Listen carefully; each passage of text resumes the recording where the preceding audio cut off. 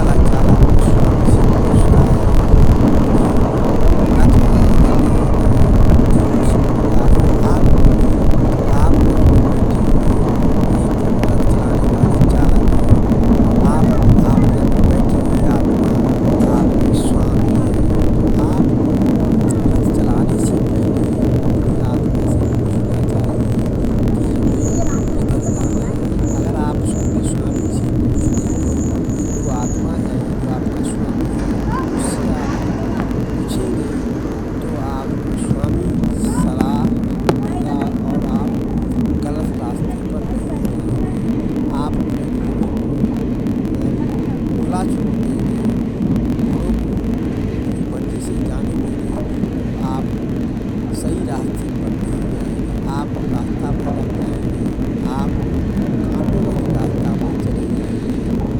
हमेशा अपने जीवन में ऐसा नहीं सोचना चाहिए कि हमारे जीवन में कष्ट मिल रहा है।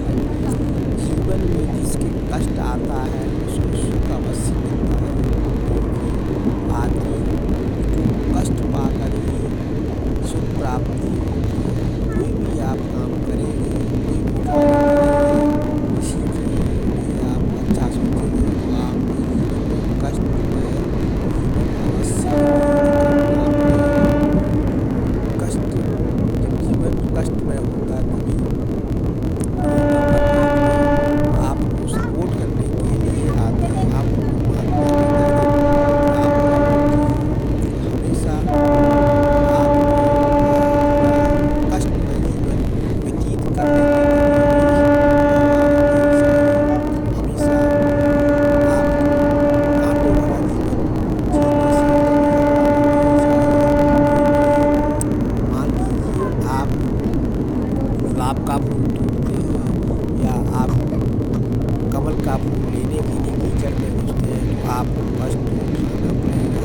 उसी प्रकार से इसको आय या कोई लक्ष्य प्राप्त करने के लिए आपको अपने जीवन में भरपूर मेहनत करनी पड़ेगी, आपको अपने जीवन में काफ़ी कष्ट उठाने पड़ेंगे, तभी आप अपने आय तक पहुँच सकते हैं। तो हमेशा फूलों भरा रास्ता ना अपनाएं, आपको हमेशा कांटों भरा रास्ता ही अपनाना चाहिए। जब आप कांटों से जूझ कर उस मंजिल को हासिल करेंगे तो आप कभी भी अपने जीवन में हताश नहीं होंगे। अगर आप फूलों को और सुगंध को देख कर के पीछे भागते रहेंगे तो आप अपने जीवन में अपने शरीर को मजबूत नहीं बना पाएंगे। तो हमेशा कांटों भरा जीवन आपको जीना चाहिए, जिससे आप अपने जीवन में कष्टमय परेशानी को आसानी से उस जीवन को पार कर सकें। हमेशा इंसान को कष्टमय जीवन से कभी भी नहीं घबराना चाहिए। परमात्मा आत्मा के कहने पर हमेशा काम करते रहना चाहिए, कभी भी पीछे मुड़कर नहीं देखना चाहिए, अपनी मंजिल की तरफ चलते रहना चाहिए। क्लाइंबिंग ओवर द हिल्स, पहाड़ी पर आप चढ़ रहे हैं तो आप नॉट बिहाइंड यानी आप पीछे नहीं देखना चाहिए। आप अगर पीछे की तरफ देखेंगे तो आपको खाई दिखाई देगी, इसलिए आप अपनी मंजिल की तरफ चलते चले जाएं, आपको मंजिल अवश्य मिलेगी। हमें अपने जीवन में हमारी कभी भी किसी को नहीं देना चाहिए, हमें अपने जीवन में चलते रहना चाहिए। इसी प्रकार से मान लीजिए आपका जीवन आपके घर में पति और पत्नी दोनों आपस में मिलकर रहेंगे, आपका जीवन सुखमय हो जाएगा। कुछ परिवारों में पति और पत्नी आपस में मिलजुल कर नहीं रहते हैं, आपस में कलह मचाते रहते हैं, उस परिवार का जीवन सुखमय कभी नहीं हो पाता है। हम यही कहेंगे कि जिस घर में पति और पत्नी आपस में लड़ते और झगड़ते रहते हैं, उन पति और पत्नी को आपस में मिलजुल कर रहना चाहिए। पति अगर पत्नी से कुछ कहता है तो उसको शांत रहना चाहिए, पत्नी अगर पति से कुछ कहती है तो पति को शांत रहना चाहिए। तो पति और पत्नी आपस में काइंडलीनेस रखेंगे, सिंपैथी रखेंगे, सहानुभूति रखेंगे तो कभी भी पति और पत्नी का आपस में झगड़ा नहीं होगा, पति और पत्नी का आपस में मेल जोल में तो रुकावट नहीं आएगी। हमेशा पति और पत्नी को आपस में मिलजुल कर रहना चाहिए, पति और पत्नी को आपस में हमेशा एक दूसरे के कष्ट में सहभागी होना चाहिए। हमेशा मिलजुल कर रहने वाले पति और पत्नी के परिवार में परमात्मा हमेशा वास करते हैं। परमात्मा हमेशा लक्ष्मी और गणेश हमेशा उस घर में जाने की कोशिश करते हैं। तो हमें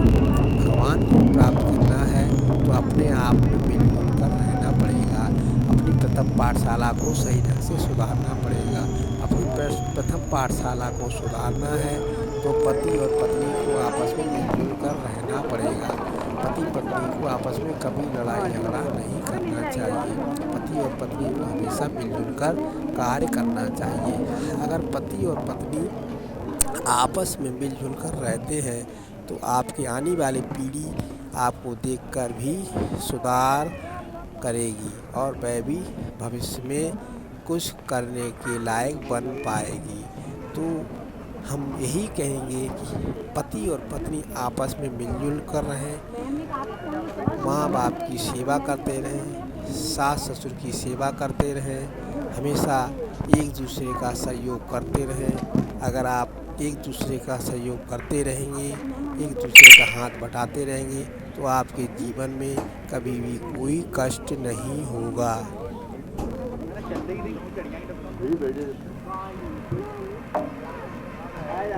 आपका जीवन सुखमय हो जाएगा। आपको परमात्मा को प्राप्त करना है तो हमेशा आपस में मिलजुल कर रहना पड़ेगा। आपस में इमिटेशन बनाकर रहना पड़ेगा। आपस में लड़ाई झगड़ा से बचना पड़ेगा। और जो लोग लड़ाई झगड़ा कर रहे हैं, जो लोग गलत रास्ते पर जा रहे हैं, उन्हें भी सही रास्ते पर ले जाने की पूरी कोशिश करना चाहिए। इस प्रकृति के इंसान दुनिया में होते हैं तो उनके यहाँ परमात्मा हमेशा वास करते हैं, परमात्मा हमेशा उनके घर में रहते हैं। तो हमें हमेशा आपस में मिलजुल कर रहना चाहिए, आपस में इमिटेशन बनाकर रहना चाहिए। हमें मालूम होना चाहिए कि हमारा शरीर अमर नहीं है, आत्मा हमारे शरीर से कभी भी हमारे शरीर को छोड़कर चली जाएगी। हमें अपने शरीर को कभी भी छोड़ना पड़ेगा। हमारा शरीर नासुर है, ये एक दिन मिट्टी में मिल जाएगा। हमारे शरीर को एक दिन जला दिया जाएगा। तो हमें अपने आप बॉडी पर, अपने शरीर पर कभी भी प्राउड नहीं करना चाहिए। आपको मोक्ष प्राप्त करना है तो अपने अंतर आत्मा में झांकें, अपने आत्मा के कहने पर कार्य करें तो आपको मोक्ष प्राप्ति होगा, आपको साल्वेशन की प्राप्ति होगी। आपको कहीं पर भी कोई कष्ट नहीं होगा, आपका जीवन सुखमय हो जाएगा।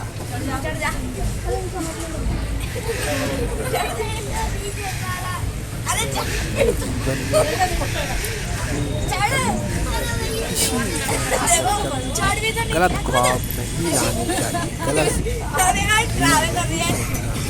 हमेशा सही परमात्मा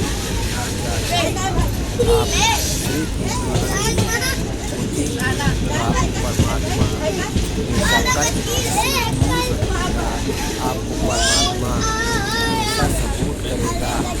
आपकी आत्मा शुद्ध रहेगी, आत्मा परमात्मा